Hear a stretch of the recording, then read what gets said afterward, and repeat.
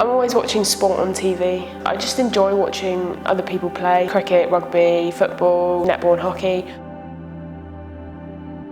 So the fact that I like rugby and Zoe seemed to gravitate towards rugby meant that we spent a lot of time together, very close as a family.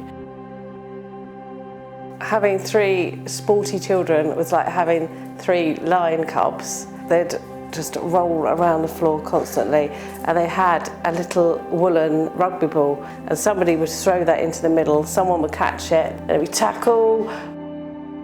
We'd spend a lot of time practicing in our garden park opposite where we've grown up. And Zoe sort of naturally came along with me. We all got stuck in together, learning to pass with both hands, learning to kick. We looked at a lot of things that perhaps I don't think the women's game's got yet, or certainly didn't have. If I want to pinpoint it, kicking strategy or just kicking game. And that's something Zoe and I have really identified as work-ons, that you know, that there's a real opportunity there to stand out and really take all of women's rugby to the next level.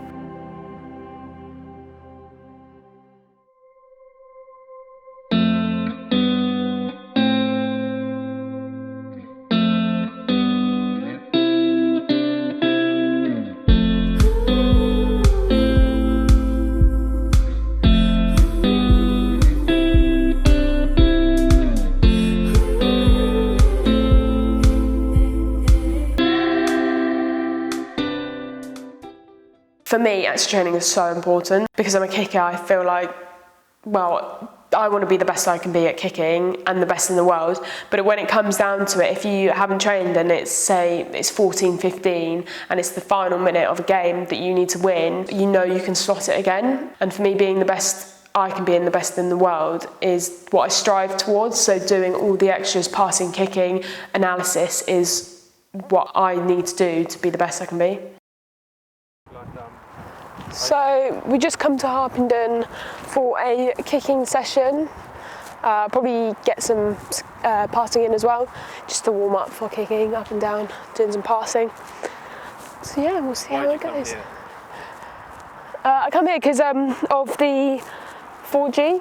Allianz Park is obviously a 4G, but they have a lot of schools go on it and stuff, so Harpenden is quite empty a lot of the time, so it's good to get down here, and also nice to go on different pitches, change it up.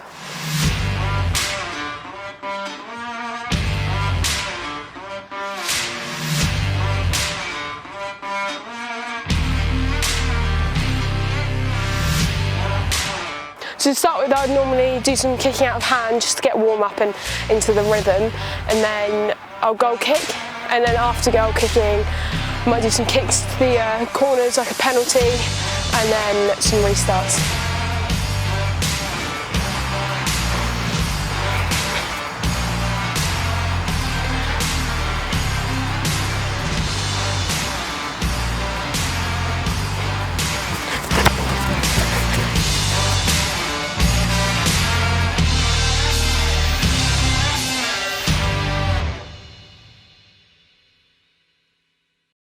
When I was younger, I didn't actually watch much of the girls' game, so I didn't actually know much about it, but I've always had fun playing rugby, so I carried on with it, but I never thought I'd be an international until I got to Hartpury, where we were then in more of an elite environment and a lot of the England under-20s coaches would come in. I think that was more of a switch for me, because that's when S&C started. You had to get your nutrition right. We were up at 7 a.m. training, and that's where it really started for me, thinking I could actually push forward to get into the England team here. Playing for Surrey was the first ever time. I remember I turned up, I trained with them for pre-season and picked me for the first team, the Premiership team, at 10.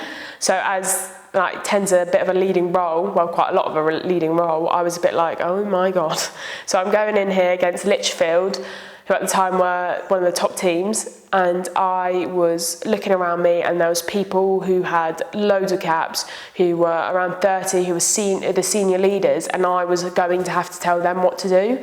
So that was really quite daunting. But I really enjoyed it, and I knew that Saracens was the place to be. Here's the new girl on the block. Across. Zoe Harrison. Still advantage the Saracens here. Harrison dummies, and she's through. Zoe Harrison.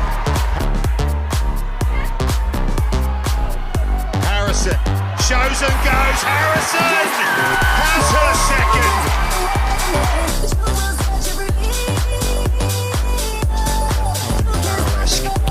Saracen style lead hand contact. And the extra two for Zoe Harrison. She has been brilliant in this final. There's no other word for it, really.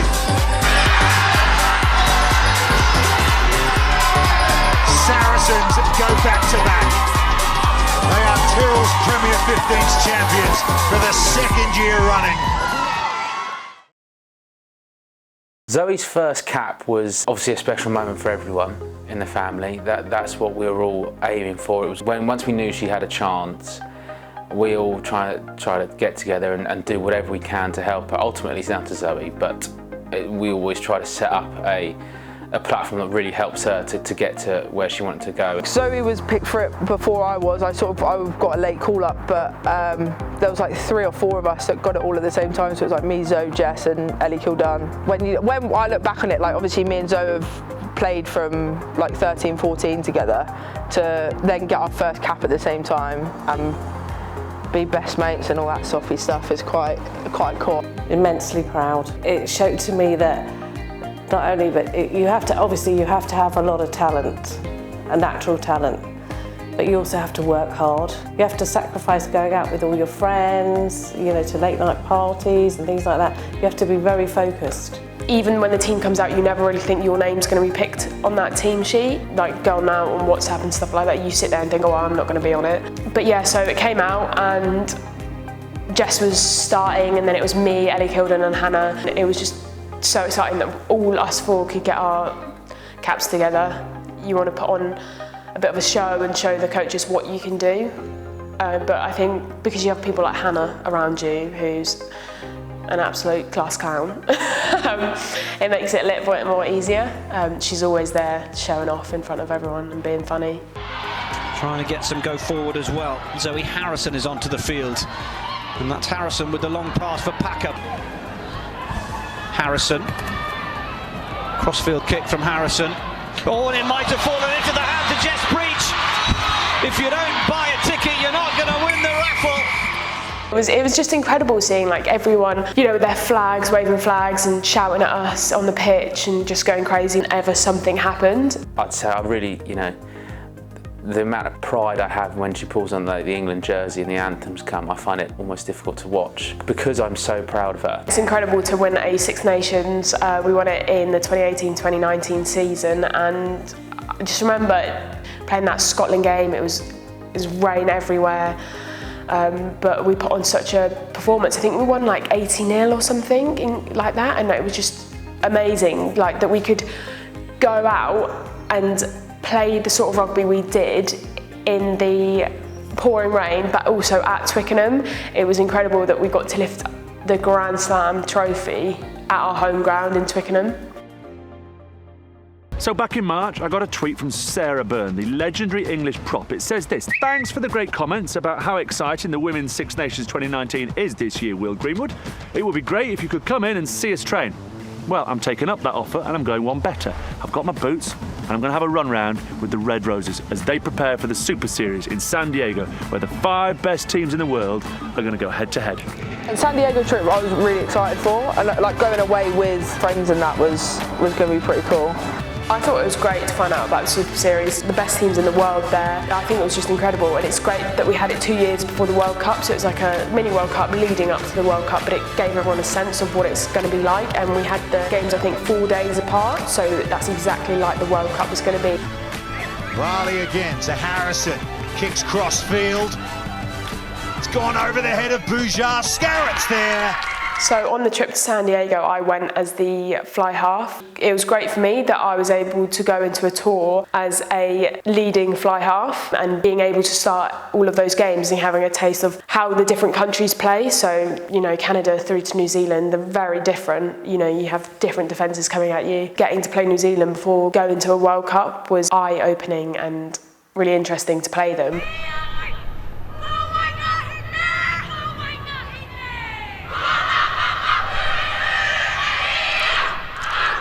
First half I was thinking like we're all right, a couple of errors that we need to sort it out, but we were doing all right, and then second half it went downhill a little bit, but always seems to be the way with them. Riley fit to start. Emily Scott in that midfield alongside Emily Scout wide out to McDonald. So the first 60 minutes of the New Zealand game was really quite good. I remember in the first half we were really quite dominated. I think we got the first try and we were really up on them, putting pressure on them. For the first 60 minutes it was like a 13-15 score. They were winning, but it was really quite equal. And then unfortunately when it got to 60 minutes, not the best thing happened to me. Line out.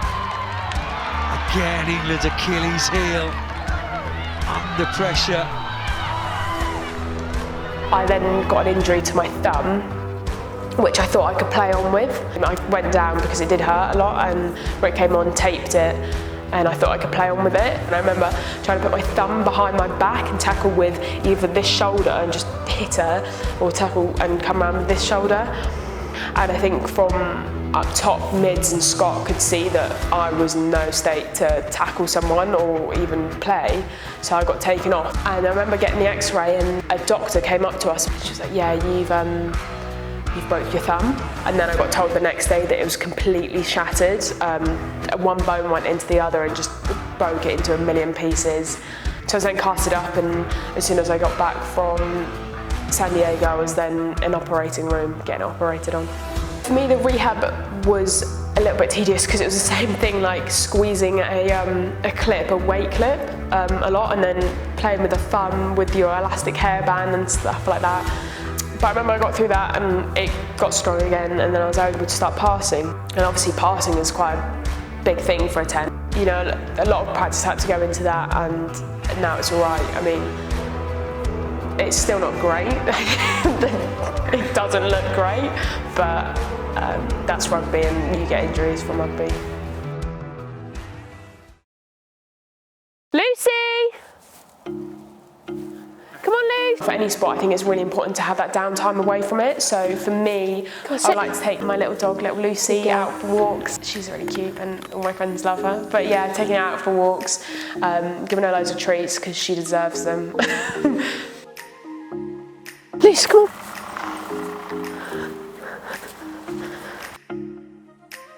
Walking Lucy here is real nice because as you can see over there, we've got Ivinghoe Beacon, you've got Dunstable Downs, and then you've got the line for Whipsnade Zoo over there. It's really nice. You can see it when you're coming into Luton Airport from above.